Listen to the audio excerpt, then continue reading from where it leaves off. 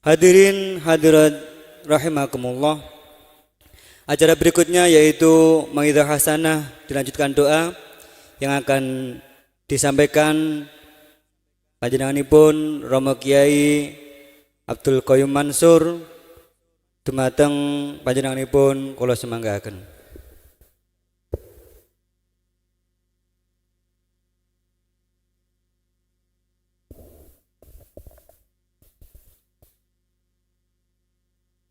Assalamualaikum warahmatullahi wabarakatuh.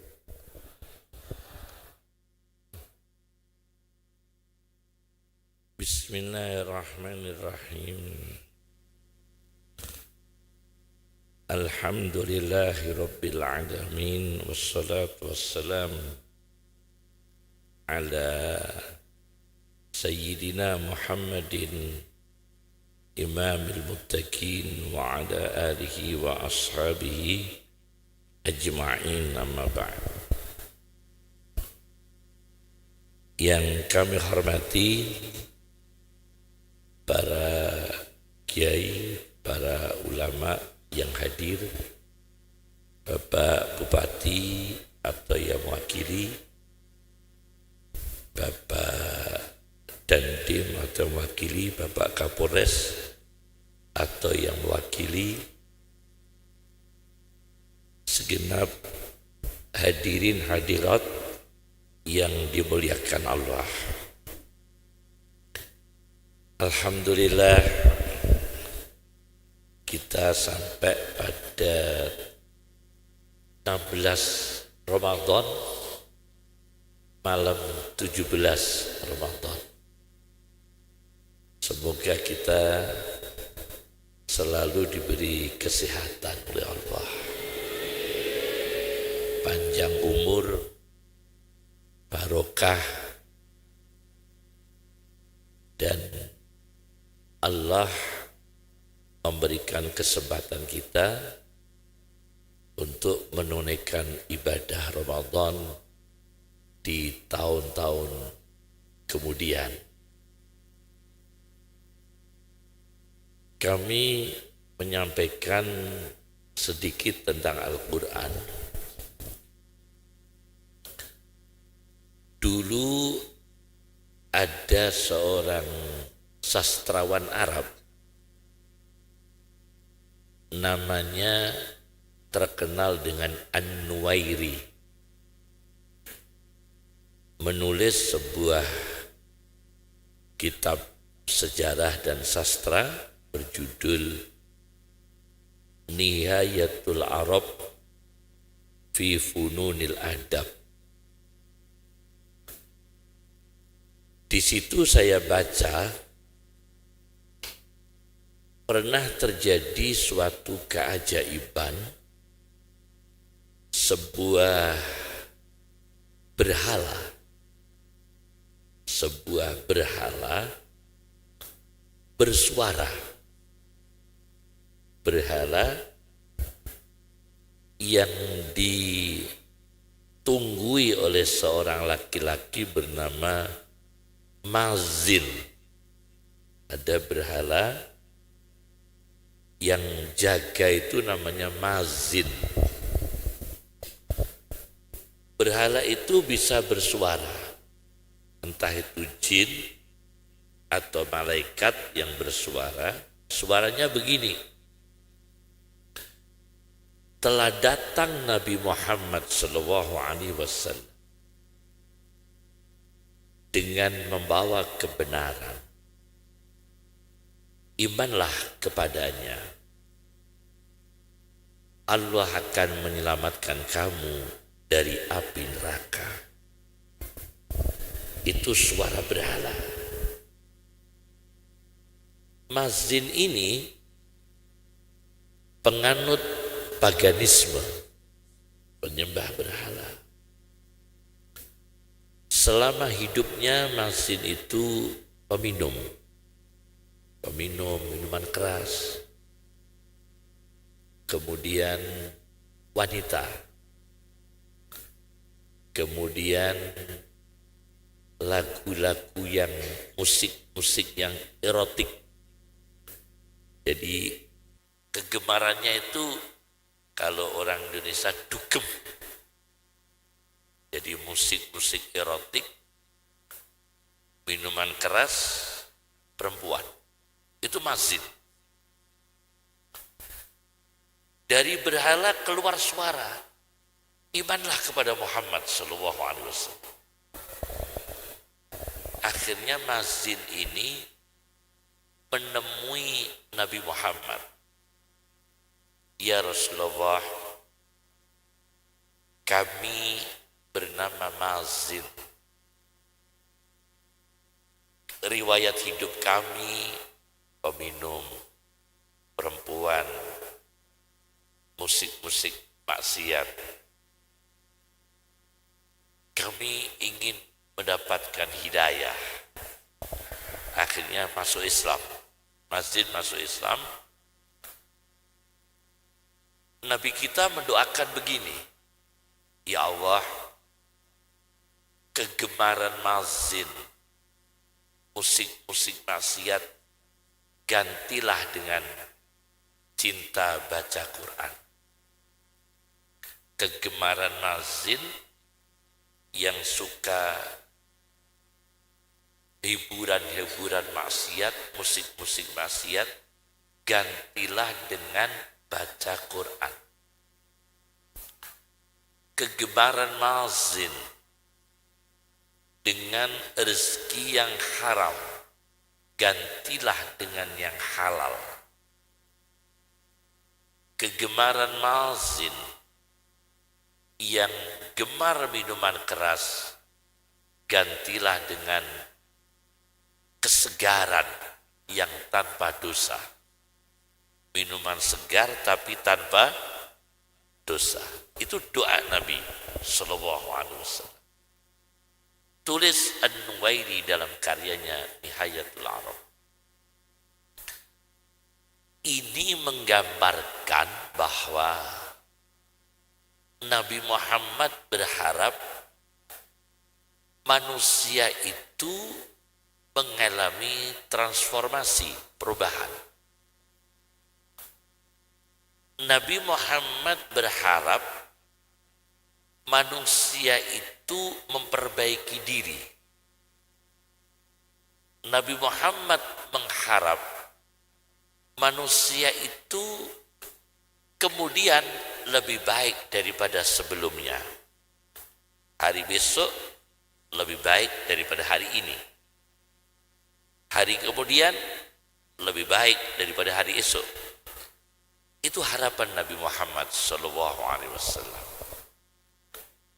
Nah, itulah menjadi tolak ukur manusia beruntung atau enggak hidup ini.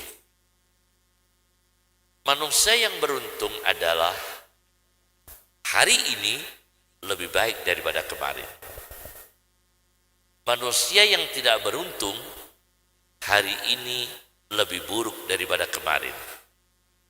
Hari kemudian lebih buruk lagi daripada hari esok.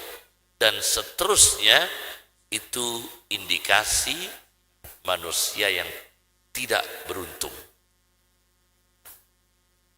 Oleh karena itu, Al-Quran ada satu teori yang saya sampaikan. Di dalam Al-Quran, beruntung itu dengan bentuk kata kerja. Kata kerjanya itu aflaha. Aflaha itu artinya beruntung. Itu dalam Al-Quran sebanyak 4 kali. Sedangkan la yuflihu, tidak beruntung, itu 9 kali. Nanti kita hitung. Siapa yang beruntung, siapa yang tidak beruntung. Menurut pandangan Al-Quran, siapakah manusia di dunia ini yang beruntung dan siapakah yang tidak beruntung menurut versi Quran. Kata Al-Quran, aflaha, beruntung, itu 4 kali. Tapi la yuflihu, tidak beruntung, 9 kali. Coba kita hitung nanti. Dari 4 kali yang beruntung itu diantaranya qad aflahal mu'minun alladzina hum fi salatihim khashi'un walladzina hum 'anil laghwi mu'ridun, dan seterusnya. Orang yang beruntung itu orang yang sholatnya khusyuk. Sulit sholat khusyuk itu. Kira-kira jenengan buka riyen kali sholat maghrib riyen khusyuk pundi? Umpama jenengan niku wis ning meja niku ana setruk, ana iwak belanak, ana rajungan, ana cumi, bukane keri salat sik. Niku iso muni ora usoli kok, muni cumi Allahu Akbar. Niku iso muni cumi Allahu Akbar. Saking gak konsen salat. Sebabnya napa? Buka sik, bukane keri. Ke Islam mensunahkan berbuka dulu. Tapi jangan lama-lama. Sebab sholat maghrib itu batasnya sampai mega yang berwarna merah itu, warna kuning, warna merah, itu belum hilang. Kalau sudah hilang, udah. Jadi sebelum hilangnya mega yang merah, kita masih sholat maghrib. Maka jangan terlalu lama berbuka itu. Tapi kita lebih khusyuk makan dulu daripada sholat dulu. Kemudian ketika bapak-bapak ini sholat, ketika baru dimarahi istri, bisa khusyuk enggak? Habis dimarahi istri, terus sholat. Itu terganggu, Pak. Sulit khusyuk. Apalagi orang sholat sudah ditunggu orang yang nagih hutang. Sulit khusyuknya. Ya kan? Bagaimana? Maka diperlukan pengelolaan hati yang baik. Pengelola hati yang baik. Karena kalau kita hidup tanpa problem, kelihatannya kok nggak bisa ya. Semoga Allah meringankan problem hidup kita. Tapi kalau hidup tanpa masalah bisa enggak? Kelihatannya enggak bisa. Selalu ada masalah. Karena apa? Hidup itu dinamik. Hidup itu dinamik, rezeki fluktuasi, kemudian status sosial juga tidak lama, bergonta-ganti kan status sosial itu. Kemudian derajat juga naik turun, kebahagiaan juga naik turun, kesehatan juga naik turun. Jadi problem hidup tetap terjadi. Cuma mengelola hati dengan baik itu memang tidak mudah. Yang terbaik mengelola hati dari berbagai cara, mengelola hati yang terbaik adalah pada akhir zaman berzikir dan tidur yang cukup. Tidur yang cukup. Karena kalau tidur cukup itu tidak banyak mikir. Usahakan tidur itu cukup. Ya. Tidurnya cukup. Jadi sampai daripada kita itu enggak tidur ngerasani orang, mending tidur. Mending tidur. Jadi tidur yang cukup. Zikir pada Allah sudah diupayakan melalui thariqah, melalui dzikir Quran, itu untuk menjaga hati. Tetapi para ulama untuk memberikan rekomendasi akhir zaman, usahakan tidur sesuai tuntunan Islam supaya hati ini tidak terlalu aktif, tidak terlalu banyak stres. Ya, misalnya ya habis sholat isya jangan terlalu malam. Maka pengajian ini juga jangan terlalu malam.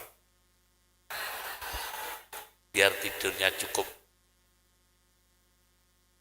Ini tentang khusyuk. Orang beruntung bisa sholat khusyuk, bisa menjaga kemaluannya, bisa menjauhi hiburan yang maksiat, itu beruntung.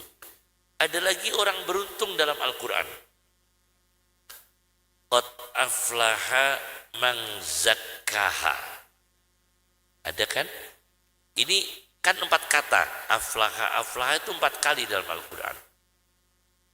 Qad aflaha man zakkaha. Sungguh beruntung orang yang bisa membersihkan hatinya. Sulit Pak, bersihnya hati itu sulit sekali. Saya baru ngajar thariqah tadi siang ya, saya ngajar thariqah. Ngajar kitab thariqah Suhrawardiyah. Thariqah Suhrawardiyah itu banyak pengikut di India. Kalau di India terkenal itu thariqah Justiyah. Itu ahli sunnah wal jamaah, cuma tidak masuk di Indonesia.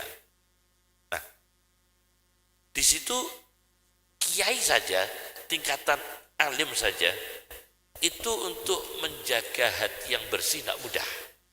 Sebagai contoh, jangan kita memuji ulama di depan ulama untuk menjaga kebersihan hati ulama. Jangan memuji kiai lain di depan seorang kiai. Iya kalau beliau berkenan, iya kalau tidak berkenan. Untuk menjaga bersihnya hati seorang ulama. Ulama dihormati. Baru sambutan, datang penceramah. Semua panitia meninggalkan yang sambutan tadi. Karena menyambut penceramah yang datang. Itu sebetulnya secara etika tidak benar. Karena masih ada kiai yang memberikan sambutan. Harus dihormati. Jangan terus meninggalkan untuk menjaga perasaan sesama kiai, sesama ulama. Karena itu menyangkut bersihnya hati. Ada orang menggunjing kiai, jangan disampaikan ke kiai. Itu kata Nabi. Bahkan Nabi berpesan kalau ada yang ngerasani saya, jangan disampaikan ke saya.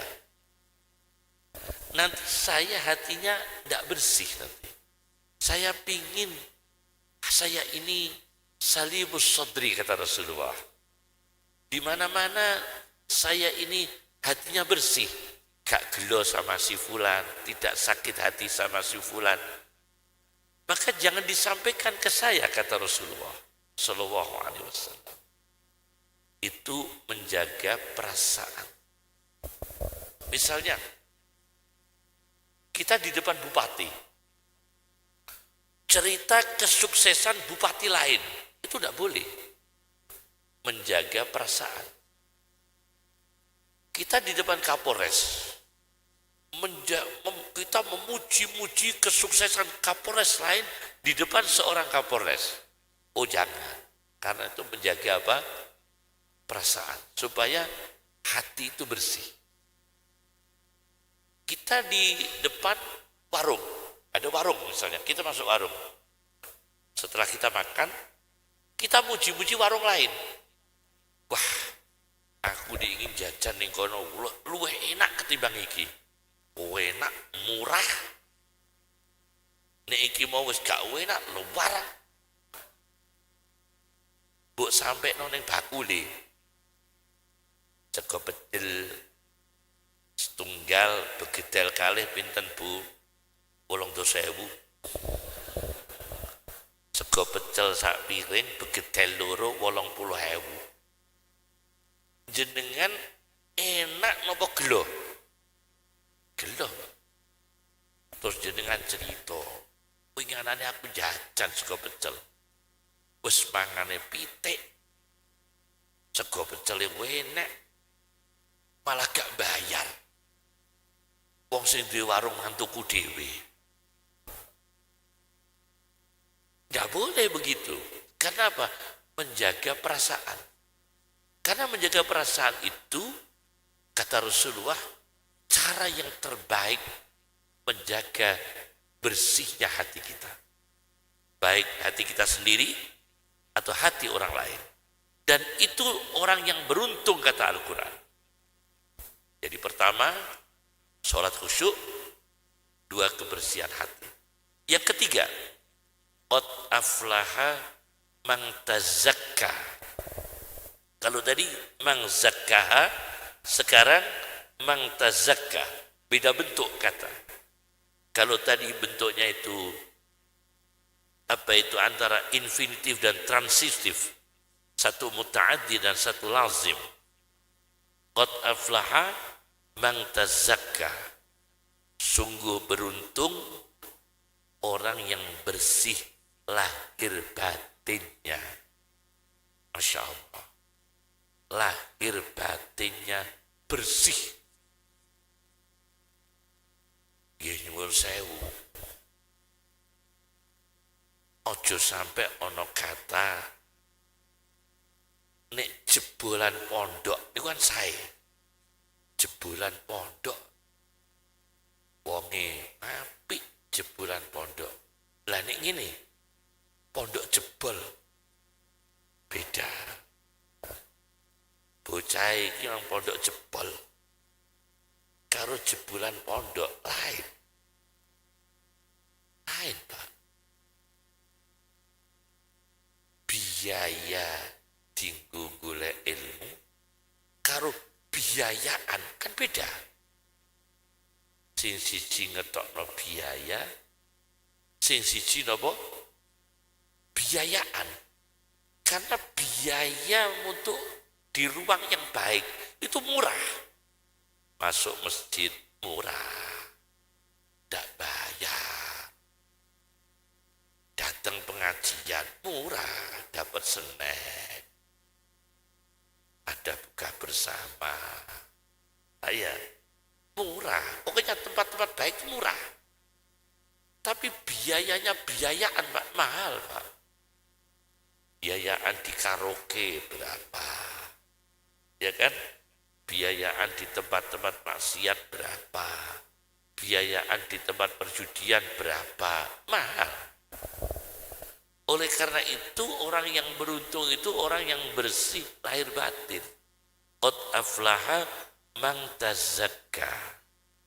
3. Yang keempat tidak ada kaitannya dengan etika.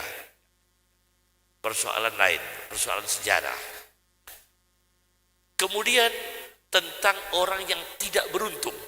Nah, sekarang yang tidak beruntung kita hitung. Kan jumlahnya 9. Kita ambil sedikit saja. La yuflihul mujrimun, la yuflihul kafirun, la yuflihud dhalimun. Al-Quran bicara la yuflihul mujrimun. Tidak beruntung orang yang melakukan kriminal. Mujrimun itu kriminal. Tidak beruntung orang yang melakukan tindak pidana kriminal. Itu dalam Al-Quran 1 kali. Hanya 1 kali. La yuflihul mujrimun. tidak beruntung al-mujrimun, orang yang melakukan tindak pidana apa? Kriminal. Jarimah itu kriminal. Itu dalam Al-Quran hanya satu kali. Setiap Kapolres yang baru saya tanya, kalau di Rembang ini terbanyak kasusnya apa? Kebanyakan alhamdulillah di Rembang ini kriminal dengan laka lebih tinggi kecelakaan. Kriminalnya biasanya di bawah. Entah sekarang saya tidak tahu. Apakah masih sama? Tinggi mana angka kecelakaan dengan kriminal? Nah, sampai sekarang Rembang masih begitu. Angka kecelakaan lebih tinggi. Karena di Rembang angka kecelakaan itu di dua geografis, yaitu darat dan laut yang memanjang. Maka kecelakaan angkanya lebih tinggi. Kita bersyukur. Dan angka kriminal di Rembang ini dari dulu sampai sekarang, entah sekarang saya nggak tahu. Saya tanyakan, Nun sewu rodok penak no kuping, curamor karo adu pitik. Ini angka kriminalnya tinggi katanya. Curamor sama apa? Adu pitik, sambung ayam. Tapi kalau di Tuban lain. Nanti kalau kita ke Tuban antara kriminal dengan laka, mungkin seperti narkoba, mungkin banyak di daerah lain. Dan kita bersyukur di Rembang ini untuk tingkat pidana kriminal itu terbanyak yaitu tadi seputar itu. Adu pitik, karo nopo mau, curamor. Entah sampai sekarang masih itu, Pak. Mungkin masih itu ya. Nah, mungkin masih. Saya tanya, karena dulu saya pernah studi tentang kriminal dalam hukum Islam. Ya. Jadi saya ikuti itu. La yuflihul mujrimun, tidak beruntung orang yang melakukan tindak pidana kriminal. Nah, sekarang kita lihat di satu kota itu ada seorang ulama namanya Ali bin Alawi. Siapa? Ali bin Alawi. Itu punya semacam padepokan di negara Yaman. Ingat saya di Yaman. Namanya Ali bin Alawi. Itu punya padepokan ibadah. Ada sepasang muda-mudi pacaran. Pacaran. Di dekatnya pesantrennya, kalau orang Indonesia pesantren ya, atau musola, atau langgarnya Syekh Ali bin Alawi. Didatangi oleh Syekh Ali, "Dek, jangan pacaran ya. Apalagi ini dekat pesantren, dekat di negara Yaman. Apalagi ini dekat tempat ibadah. Dimanapun jangan pacaran." Orangnya tetap tidak mau meninggalkan di situ, ganggu. Akhirnya di hari itu, atau dia pulang, dia tidur. Laki-laki ini tidur, didatangi oleh Syekh Ali bin Alawi dalam mimpi. Telinganya ini dimasuki kayu sama Syekh Ali bin Alawi, pemuda yang pacaran tadi. Didatangi sama Syekh Ali bin Alawi, dimasuki kayu di telinganya. Tapi dalam mimpi, Pak Polisi, Pak Tentara, dalam mimpi ini ya. Begitu bangun, Masya Allah, telinganya sakit. Dibawa kemana-mana nggak sembuh. THT, kalau sini ya, dibawa ke dokter THT, di mana-mana nggak sembuh. Dia pacaran melakukan perilaku yang tidak baik. Apalagi di dekat masjid, di dekat musola, di dekat tempat ibadah, di dekat tempat ngajinya Syekh Ali bin Adawi Yaman. Akhirnya dia tidur, didatangi Syekh Ali, dimasuki kayu, bangun dia sakit, tidak sembuh-sembuh. Akhirnya dia bertobat, sowan. Syekh Ali, ngapunten Syekh Ali, kulo sakit, telinga saya mimpi jenengan masuki kayu, sampai sekarang sakit sekali. Sama Syekh Ali dijewer sedikit, terus disuruh dipasangi bawang putih. Sudah kamu kasih bawang putih, langsung sembuh, langsung sembuh. Tapi tahun berikutnya, hari yang dulu dia pacaran, kambuh lagi. Kambuh lagi. Hari yang dia pacaran, tanggal itu kambuh lagi. Diobati lagi dengan sarannya Syekh Ali. Telinganya dikasih bawang putih, diolesi bawang putih, sembuh lagi. Tahun berikutnya, di hari dia pacaran, kambuh lagi. Sampai selamanya. Itu pernah terjadi. Pernah terjadi. Ini tidak beruntung ya. Jadi seperti itu tidak beruntung. Judi, apalagi judi online. Sudah berapa banyak orang yang rumah tangganya hancur karena judi online. Ya kan? Sudah berapa banyak orang yang rumah tangganya hancur karena judi online. Menang berarti menghancurkan yang kalah, apalagi dia kalah. Orang judi itu ya, menang menderitakan yang kalah. Apalagi dia kalah, menderitakan diri sendiri. Kalau menang, menderitakan orang lain. Kalau kalah, menderitakan diri sendiri. Hidupnya enggak beruntung. La yuflihul mujrimun. Itu dalam Al-Quran satu kali. Kemudian dalam Al-Quran, la yuflihul kafirun.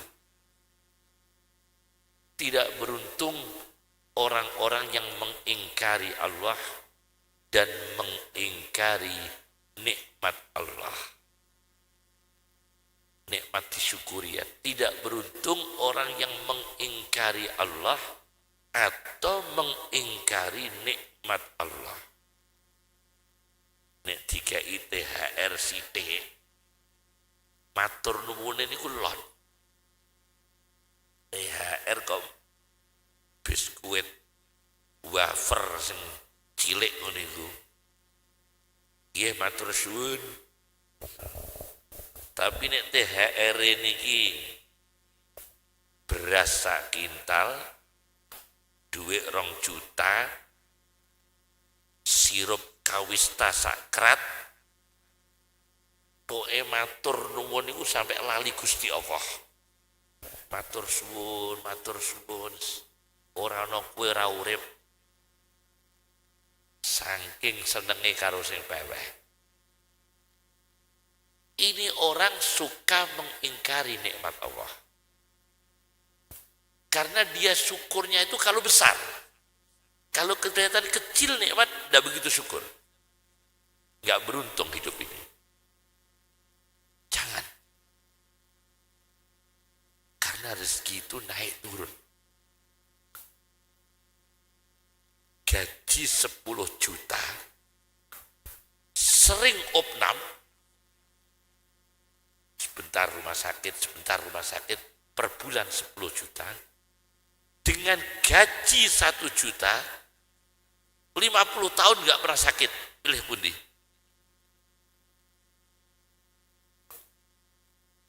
Gaji 1 juta, 20 tahun gak tahu loro. Karo gaji 10 juta, sidik loro. Pilih pundi Pak? Jari ini wongi, milih 1 juta tapi sehat. Cuma anaknya rolas. 1 juta, awak sehat, anak rolas. turun lagi ya rezeki ya. Naik turun lagi. Maka kita syukuri. Ada sedikit syukuri, banyak syukuri. Biar beruntung hidup kita ini. Dengan siapapun. Siapapun yang memberi. Siapapun yang memberi. Masya Allah. Yung sewu. Imam Syafi'i pernah beliau naik kendaraan hewan. Pecutnya jatuh. Diambilkan orang. Itu kan nikmat, dibantu orang. Pecut kita jatuh, diambilkan orang. Itu Imam Syafi'i langsung terima kasih, ngasih hadiah orang itu, kalau tidak salah puluhan juta rupiah. Langsung, saking terima kasih, dikasih. Saking matur nuwun, disyukuri jasa orang. Jadi misalnya jenengan ingat ini bodoh-bodoh. Ono tonggo misalnya kok durung nyandang pakaian tukokno pakaian sampun gada pakaian putrane Bu dereng Pak Kaji pun jadi kan moro toko mungkin milih dhewe akhirnya milih 20 setel jenengan bersyukur apa ngomel-ngomel. Saya itu pernah masuk warung bakso, ada seorang kenalan saya, guru. Sadurunge dibayari tak bayari sih, karena kita kiai Pak. Oh, sungkan nanti dibayari wong sik kan sungkan. Pak, Mas, kula sing bayari. Wonge tak kandhani. Matur suwun Gus, matur suwun. Bareng wonge mulih, nyuwun sewu Gus, kula bungkus 17.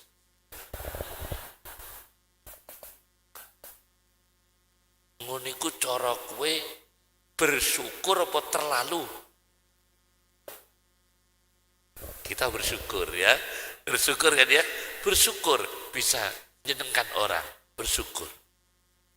Jadi Al-Quran mengatakan orang yang tidak beruntung, orang yang mengingkari Allah dan mengingkari nikmat Allah. Termasuk mengingkari nikmat Allah, tidak pernah terima kasih kepada orang. Kepada gurunya, Masya Allah, dihormati. Saya punya Pak Lek. Pak Lek saya itu Kisah Mahfud.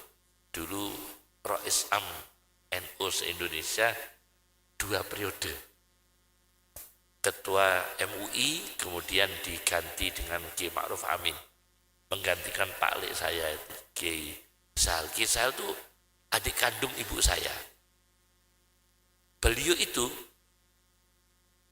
kalau lebaran Idul Fitri tanggal 3 kan di rumah saya rutin. Kalau tanggal 3 Idul Fitri pasti di rumah ibu saya karena ibu saya Mbak Yu kandung. Beliau sama ibu saya waktunya sama. Ya apa itu cuma berapa menit sama ibu saya sarapan terus pulang. Itu tidak pernah ninggal di Tambak Boyo. Padahal Kisah itu kan yang istri itu kan juga bulik saya sendiri. Itu kan cucunya Mbah Bisri, pendiri Nahdlatul Ulama. Habis itu adik kakek saya. Kakak sepupu kakek saya. Jadi Mbah Bisri kakek saya itu kakak beradik sepupu. Kalau Mbah Bisri melahirkan istrinya Kisahal, Gus Dur, terus yang Mbah Khalil melahirkan saya. Jadi ibunya Gus Dur sama abah saya sepupu. Nah, itu dia. Nah, itu tidak pernah ninggal di Mbak Boyo. Mbak Boyo itu ada orang tua, anaknya itu agen koran Jawa Pos. Karena itu orang tua yang dicintai Kisah orang, Masya Allah, sederhana sekali. Itu beliau nggak sowan kemana-mana, nyempetkan ke situ, jarang ke Jombang. Akhir-akhir itu kalau kesehatannya uzur, jarang ke Jombang. Cuma tahu terima kasih kepada orang tua itu. Terus pulang lagi ke kajen. Terus sampai akhir hayat. Menyempatkan terima kasih kepada orang. Menyempatkan bersyukur atas kebaikan orang. Gitu ya. Jadi bersyukur. Jadi kita halal bihalal itu wajib. Wajib dalam arti silaturahimnya. Kenapa? Kita ke tetangga itu bersyukur. Bersyukur punya tetangga yang baik. Bersyukur kita pernah dibantu tetangga. Supaya tidak mengingkari nikmat Allah. Itu orang yang beruntung. Kalau tidak begitu, tidak beruntung. Itu 2 kali dalam Al-Quran. Nah yang ini yang ketiga ini yang paling gawat. Kata Al-Quran, la yuflihud dhalimun. Tidak beruntung orang dhalim. Itu 4 kali dalam Al-Quran. La yuflihul kafirun 2 kali. La yuflihud dhalimun 4 kali dalam Al-Quran. Terbanyak. La yuflihud dhalimun. Tidak beruntung orang yang dhalim. Ada satu tafsir namanya tafsir Al-Wasit karya Syekh Azhar namanya Muhammad Sayyid Tontowi. Muhammad Sayyid Tontowi itu yang punya tafsir Al-Wasit. Di situ saya baca ketika Al-Quran mengatakan ala qalbika, Quran itu turun atas hatimu. Jadi Al-Quran itu turun. Turun itu berarti dari atas ke bawah. Ala qalbika. Objeknya hati. Aneh. Ketika turun pada Nabi di inna anzalnahu fi lailatul qadr, itu objeknya tidak dijelaskan. Hanya Al-Quran diturunkan. Objeknya kemana tidak dijelaskan. Ketika dibicarakan dalam itu tadi, di dalam surat Al-Baqarah yang dibaca oleh Pak Camat tadi, itu subjek yang melakukan mengamalkan Al-Quran.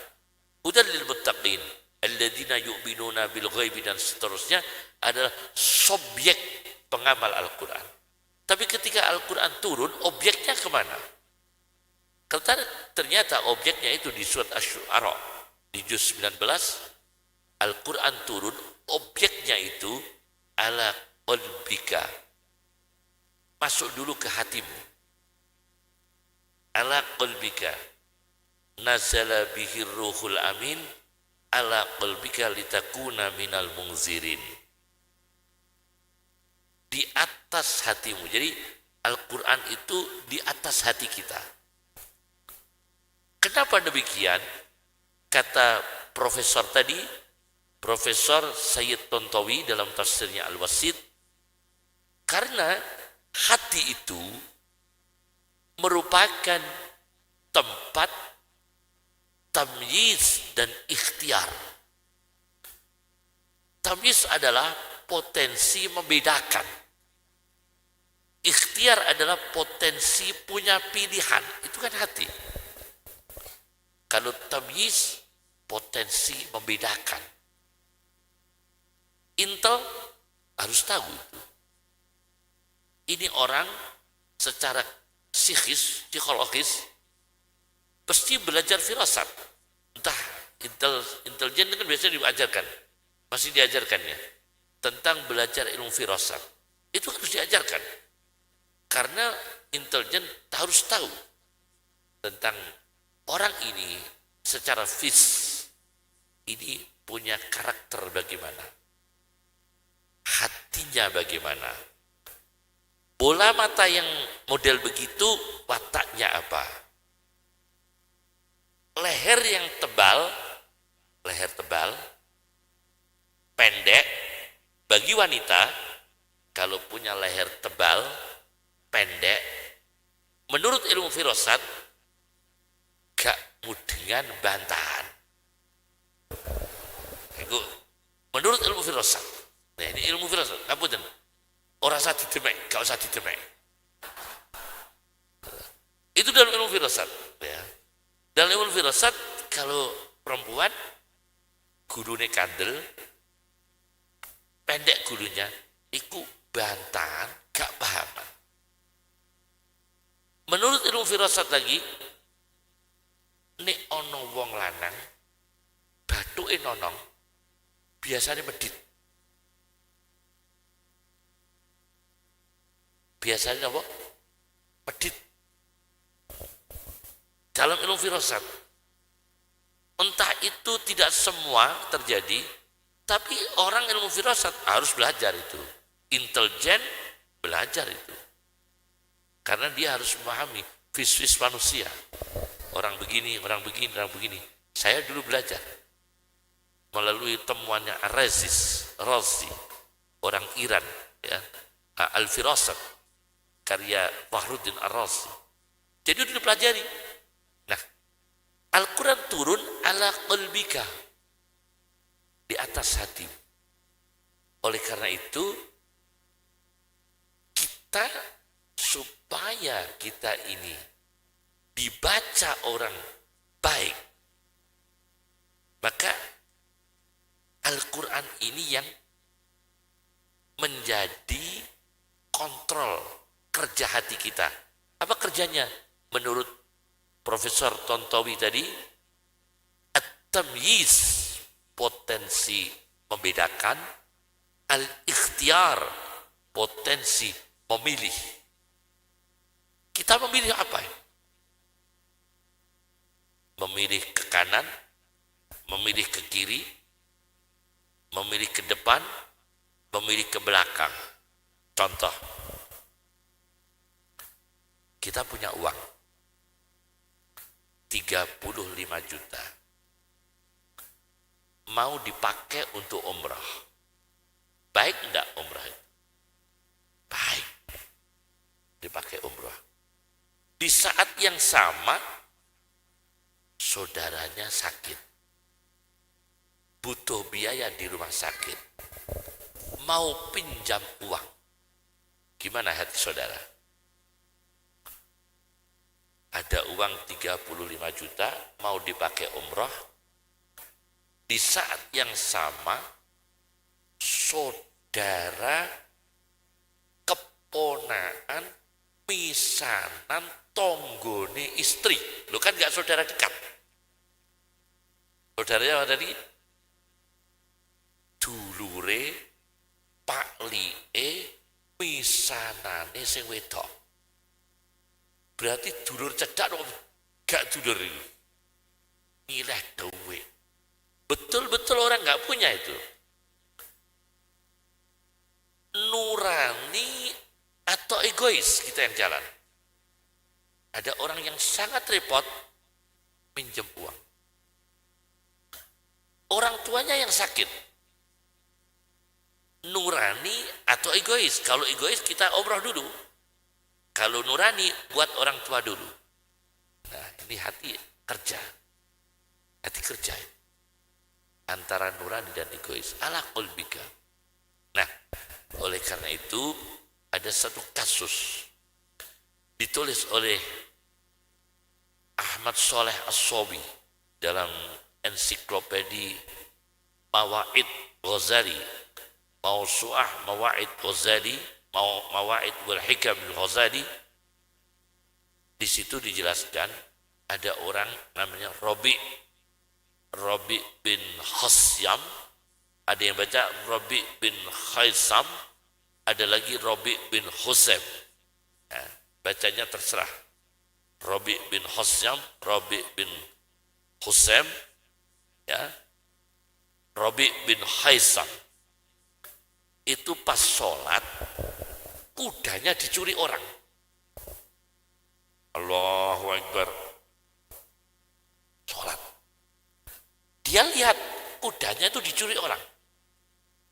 Kuda yang mahal, Pak. Kuda itu nih kadung larang, Masya Allah. Kuda yang mahal itu kan kuda pacuan. Oh, Masya Allah. Di mana itu, di daerah mana itu yang pusat kuda itu? luar Jawa itu Bima ya. Bima atau mana itu ya? Pusat kuda itu ya. Ya? Sumbawa. Ya, Sumbawa, kuda Sumbawa. Oh, terkenal ya. Nah, kudanya Robi ini dicuri. Pas dia sholat dan dia melihat pencurinya. Rampung sholat, kudanya sudah hilang. Robi, orang-orang Robi, kasihan kamu Kiai, kuda kamu dicuri orang. Aku ngerti kok mau pas sholat. Loh, kok jenengan boten nyekel malingnya? Orang, uang sholat itu luwih tak senengi. Aku sholat tenang, nikmat, madhep pangeran, gak popo jaranku hilang. Kira-kira jenengan sakit praktekno mboten? Misalnya pas sholat sepeda motor dicuri, kita tahu batal no sholat apa menting no sholat atau pas sepeda motor.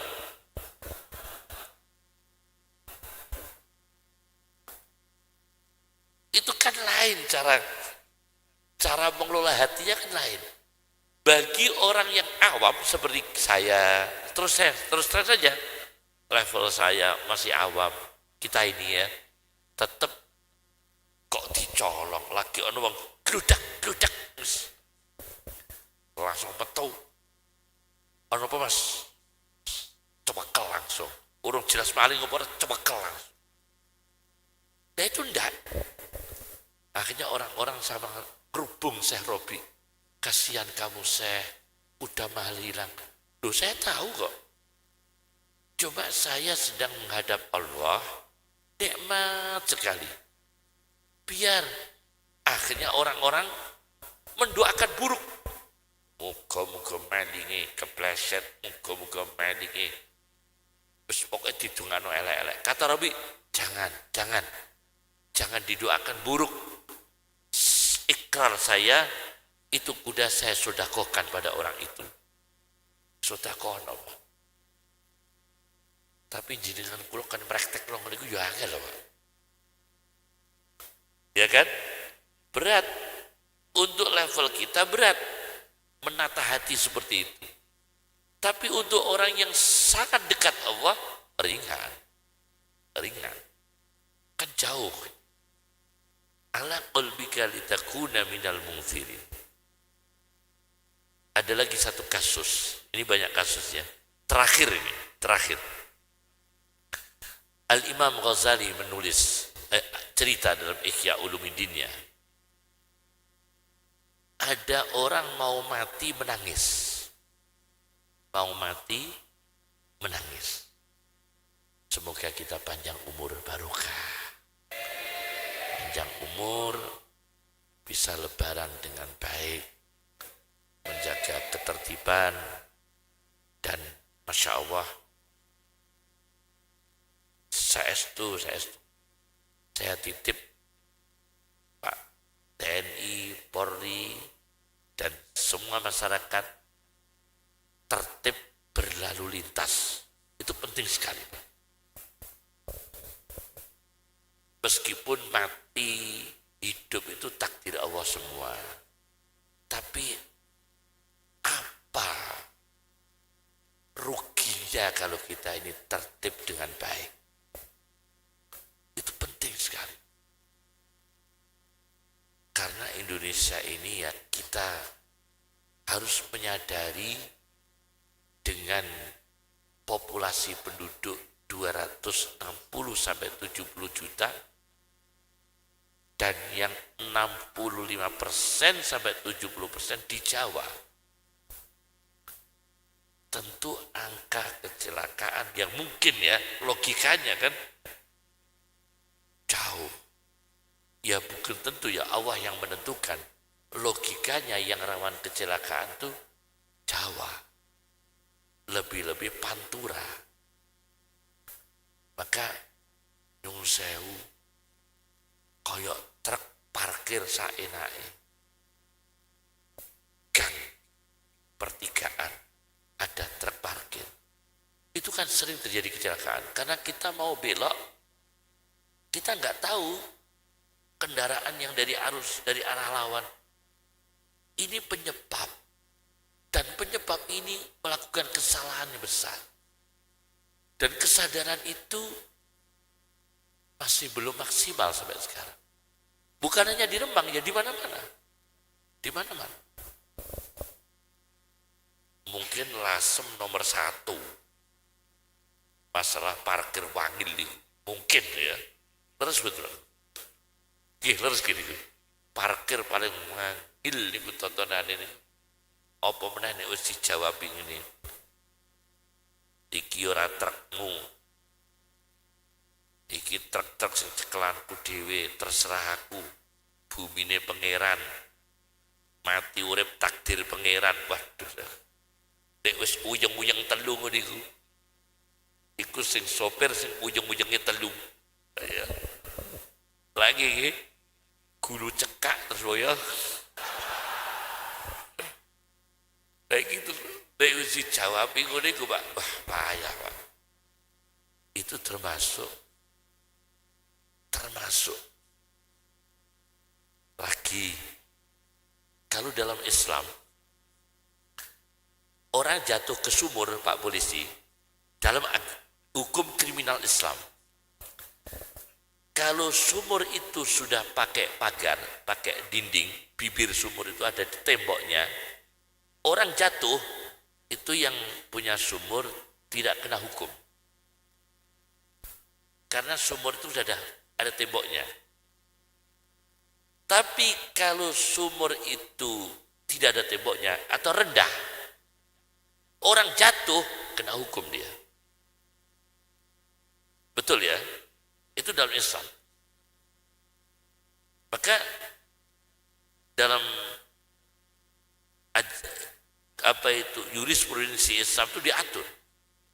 Nah, kematian, kehidupan kematian, memang ada kecelakaan, ada kalanya kebodohan.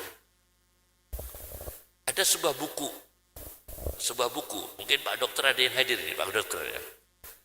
Sebuah buku berjudul Mawsu'ah Gharaib Qasas, ensiklopedi kisah yang langka, karya Ahmad Salim Bedwilan. Ada sebuah rumah sakit. Rumah sakit ini setiap jam 11 pagi, ruang ventilator itu pasiennya mati. Semua. Jadi kan rumah sakit ada ruang ventilator ya. Apa itu pembantu pernafasan dulu. Itu kalau jam 11 pagi pasien jejer-jejer kapundhut kabeh. Besoknya lagi ganti pasien. Jam 11 esok mati kabeh. Besoknya lagi jam 11 pagi mati kabeh. Dokternya mumet, Pak. Rumah sakitnya mumet. Angker apa piye kita? Rumah sakitnya angker apa piye kita? Kok angger jam 11 ventilatornya apa? Ruang ventilator pasien darurat tadi kok mati semua? Ternyata diselidiki sama pihak rumah sakit, tukang sapu rumah sakit, kalau jam 11 pagi itu Mbah Budi suket pakai sapu listrik. Ruang ventilatornya dicopot, copnya itu. Dipakai sapu rumput. Jadi yang jam 11 esok, cop di ventilator itu dijuabut karo tukang sapu, terus dinggo ono kabel sing dawa niku dinggo napa? Nyapu rumput. Jadi yang jam 11 pasiennya mati. Jam 11 pasiennya mati. Gara-gara mau sapa? Tukang sapu itu. Tukang sapunya orang India. Orang India. Nah, ini karena apa? Ya karena kebodohan, Pak. Iya kan? Menyebabkan kematian. Pernah lagi ada sebuah buku bernama Rihlah Hijaziyah, perjalanan ke Arab Saudi Selatan, karya seorang geografis antropolog Labib Batanuni. Saya baca di situ karya Labib Batanuni. Orang India ke Mekah punya cita-cita aneh, kepengen mati di dalam sumur Zam-Zam. Aneh enggak itu cita-cita? Daripada mati ning warung kopi, mati ning gone warung kopi, mati ning gone pasar, mati ning mall, mati ning gone lapangan bola, wis ben mulya aku tak mati wae ning sumur apa? Zam-Zam. Waktu itu sumur Zam-Zam masih seperti sumur biasa, dalam Pak. Dia nggak bisa renang, atau dia sengaja nggak renang. Akhirnya dia nyebur, orang India itu nyebur di sumur Zam-Zam, mati di situ. Ya mati dia. Jadi sumur Zam-Zam itu pernah dijadikan tempat bunuh diri sama orang India. Saya baca dalam buku itu. Mati di dalam bangkai. Akhirnya didatangkan penyelam. Hawas itu penyelam, dalam bahasa Arab itu hawas. Penyelam untuk mengangkat jasadnya orang India itu. Kemudian dikuras sumur Zam-Zam karena bekas bangkai manusia. Jadi kematian karena kebodohan. Ya seperti tadi, ada lagi kematian karena salah pertimbangan. Ada lagi. Dr. Aid Al-Qarni dalam bukunya La Tahzan, janganlah bersedih. Ini kan musim hujan. Dalam buku itu saya baca, ada orang itu pas hujan tahu beres, mau ngiyup itu kok nggak ada tempat. Kebetulan ada truk berhenti. Akhirnya dia naik ke truk, ngiyup. Pas di truk itu, ternyata truk itu muat peti mayit. Itu dalam buku La Tahzan, karya Dr. Aid Al-Qarni. Truknya muat peti mayit. Dia akhirnya ngiyup masuk di dalam peti mayit itu, ditutup kare perlak atau terpal ya. Terus alhamdulillah gak kudanan. Terus dia buka sedikit, di sebelahnya itu juga peti mayit, ada tangan keluar gini. Dia kaget, dia keluar jatuh dari truk, mati orang. Ternyata tangan yang keluar itu juga orang yang ngiyup. Tangan yang keluar tuh ya sama dengan dia menghindari hujan, ngiyup di dalam peti mayit itu. Tapi dikira dia itu mayit. Dia kaget, jatuh dari truk, meninggal dunia. Nah ini kematian karena salah pertimbangan. Jadi ada karena apa? Kebodohan. Jadi macam-macam. Masya Allah. Macam-macam. Nah ini kan dengan berbagai kasus kan. Berbagai kasus. Kasus 1, kasus 2, kasus 3. Berbagai macam. Nah ada lagi. Ini kematian yang paling berbahaya. Karena euforia. Jangan Pak. Euforia dengan sombong itu paling banyak hukum Allah musibah mendadak. Kalau kita dapat nikmat, dapat anugerah, dapat prestasi, jangan euforia sombong. Karena itu tempat musibah. Kata siapa? Kata Allah dalam Al-Quran. Hatta idza farihu, sehingga apabila mereka gembira, euforia, bima utu, dengan apa yang telah diberikan Allah kepada mereka, prestasi, sukses usaha, kaya raya, jabatan, popularitas. Hati-hati, kata Allah, akhadnahum baghtatan. Aku timpakan pada dia bencana, musibah mendadak, bisa jantung. Karena euforia. Bangga dengan jabatannya, bangga dengan prestasinya, hati-hati. Karena itu tempat musibah mendadak. Ya, inilah tempat-tempat kematian. Oleh karena itu Al-Ghazali cerita ada orang mau mati, nangis. Begitu nangis dia ingat ayat Allah, innama yataqabbalullahu minal muttaqin. Allah menerima amal itu hanya orang yang takwa. Jadi semoga kita ini hidup bisa menjaga, mati juga terjaga, di akhirat dilindungi Allah, masuk surga diamankan Allah. Nah, itu harapan kita. Inilah kalau orang yang beruntung. Maka jangan melakukan kedoliman. Termasuk kedoliman mau dengan kebodohan. Sampai copnya ventilator dicopot, kebodohan. Ada lagi satu buku berjudul Min Ahlakil Ulama, karya orang Al-Azhar. Di Swiss itu pernah terjadi. Swiss itu kan orang pinter ya, tapi sayangnya ateis. Saya ateis ya, tidak agama. Di Swiss itu ada dokter dalam, At-Tibbul Batini, internis ya, dokter dalam. Ada pasien itu sudah ke dokter bedah. Oleh dokter bedah, jangan dioperasi. Dokter bedah itu bahasa Arabnya Al-Jarrah.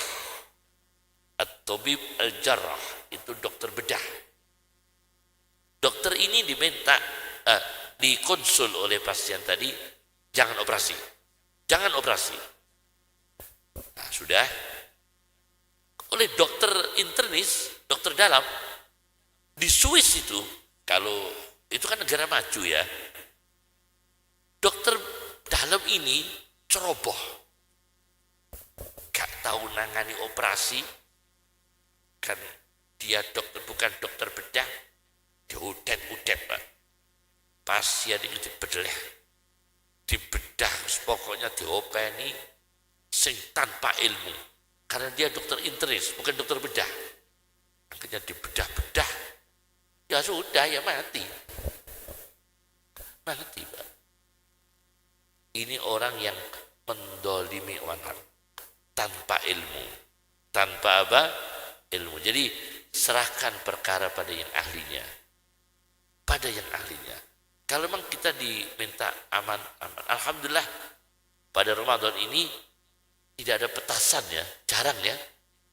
Petasan relatif aman ya, jarang kan petasan. Alhamdulillah. Karena menyimpan petasan itu juga banyak menyebabkan malapetaka. Alhamdulillah. Inilah yang bisa saya sampaikan, menggambarkan orang beruntung dan orang yang tidak beruntung. Allahumma akrimna bil ilmi, wa zayyinna bil hilmi, wa akrimna bil taqwa, wa jamilna bil afiyah. Allahumma kunnana, wa la takun alina, biyadikal khair, innaka ala kulli syai'in qadir. Subhanaka Allahumma bihamdika, asyhadu an la ilaha illa anta, astaghfiruka wa atubu ilaik. Wa akhiru da'wana alhamdulillahi rabbil alamin. Assalamualaikum warahmatullahi wabarakatuh.